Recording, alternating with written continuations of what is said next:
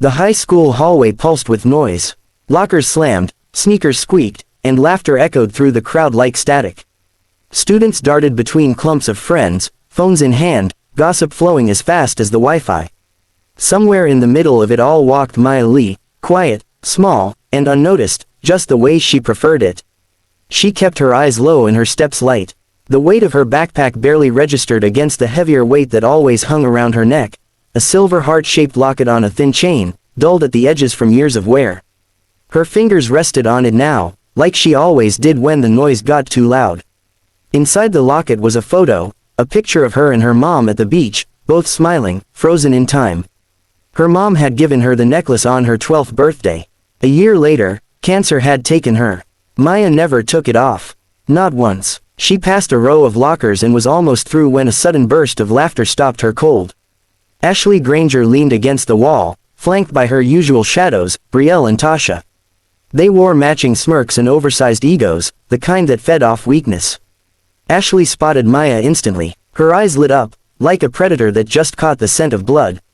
Well, Ashley drawled, pushing off the lockers. If it isn't little orphan Maya. Maya stiffened. She tried to move past, but Ashley stepped in front of her, blocking her path. The crowd thinned as if it sensed something was about to happen. "Cute necklace," Ashley said, reaching out. Still clinging to mommy's jewelry. Maya pulled the necklace into her palm, shielding it. "Please," she said, voice low. "Don't touch it," Brielle snorted. "She's still wearing that thing." "What is it?" "A mood necklace from the 90s. Tasha leaned in. "I heard she talks to it at lunch." Maya's jaw clenched, but she didn't respond. She wasn't going to give them what they wanted. Not the anger, not the tears, nothing. Her mom had taught her that silence is power. Still, her grip tightened. Ashley's smile widened. Slow, cruel, deliberate. "What's the matter? Cat got your tongue, or are you just afraid you'll cry in front of all these people again?" Maya looked down at the floor, willing her legs to move, willing herself to walk away.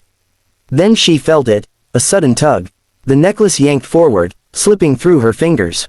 The chain snapped. No. The heart-shaped locket hit the tile with a metallic clink that echoed louder than the hallway chatter. It bounced once, twice, then split open. One half slid across the floor. The photo slipped out and landed face up beside Ashley's designer sneakers. The hallway went quiet. Maya stared at the broken pieces. Something in her chest cracked open. Ashley looked down, then slowly bent to pick up the photo. She held it up like trash. "Ah, look at baby Maya and her cancer mom." Touching. Maya's breath came in slow, tight pulls. Her fists clenched at her sides. Not from fear, from heat, from pressure, from something old and buried that was clawing its way to the surface. Ashley glanced at her, smirking. "Oops, guess it wasn't made to last. Just like your..." Her mouth didn't get to finish the sentence. Maya moved. One step forward, pivot, and then her right leg came up in a blur. Her foot connected with Ashley's ribs in a spinning hook kick that sent her sprawling into the lockers. The crash was thunderous. Ashley hit the ground hard and didn't get up. Gasps rippled down the hall. Brielle screamed and took a step forward. Bad idea. Maya stepped into her space and delivered a lightning-quick front kick to her stomach. Brielle folded like paper and dropped to her knees, coughing. Tasha backed away with both hands up. I didn't do anything," she stammered, eyes wide. Maya didn't move. She just stared at her, eyes calm and cold. Tasha turned and ran. Silence reigned. Everyone stared. Phones were out now, recording. Maya walked slowly to the broken necklace on the floor. She picked up the two halves of the heart, the photo, and the chain. Her hands shook just slightly, but her face was stone. Someone near the lockers whispered, "Holy crap, she's like a ninja." Maya ignored them all. She slipped the photo into her pocket, stood tall, and walked away. No tears, no words, just the quiet power of someone who had finally stopped letting the world take things from her. And someone who had just reminded everyone that grief doesn't make you weak. Sometimes, it makes you dangerous. The white hospital walls hummed with the soft rhythm of beeping machines and distant footsteps.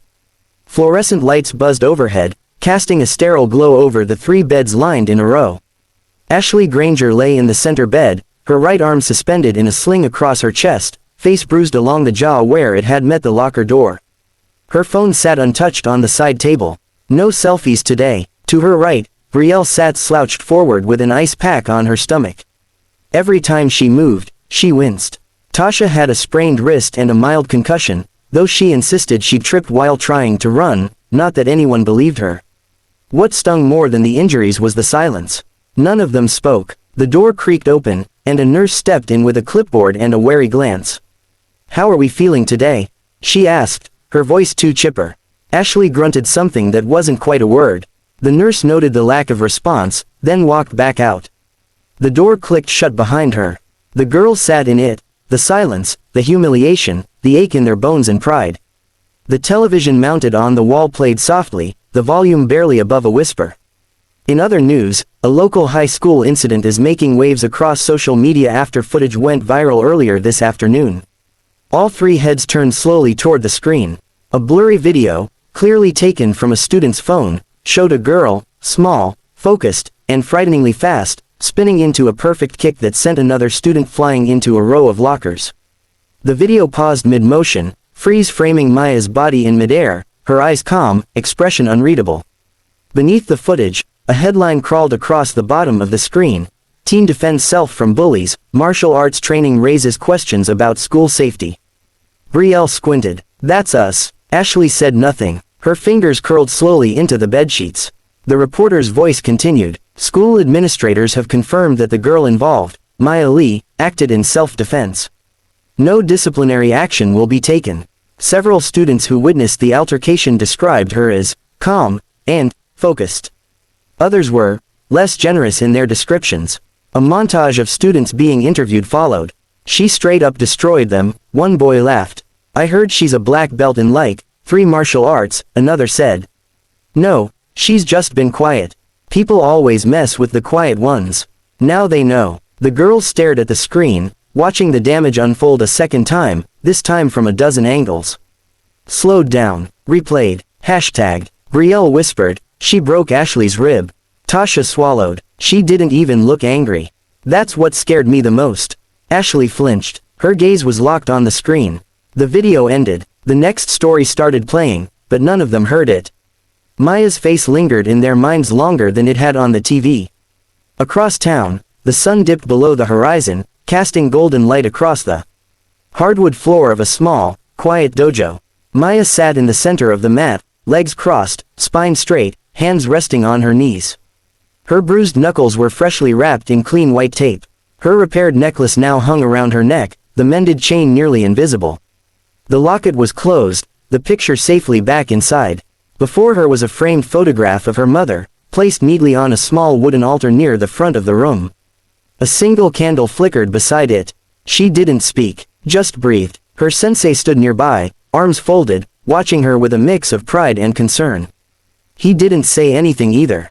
He didn't need to. Maya had said everything she needed to with her actions. The candle's flame danced in the dim room. Maya closed her eyes, letting the quiet return. Not the silence of being ignored, but the kind that came from peace, hard-earned and unshaken. When the meditation ended, she bowed once to the photo, then once to the mat. She stood and walked to the side of the dojo where her bag lay.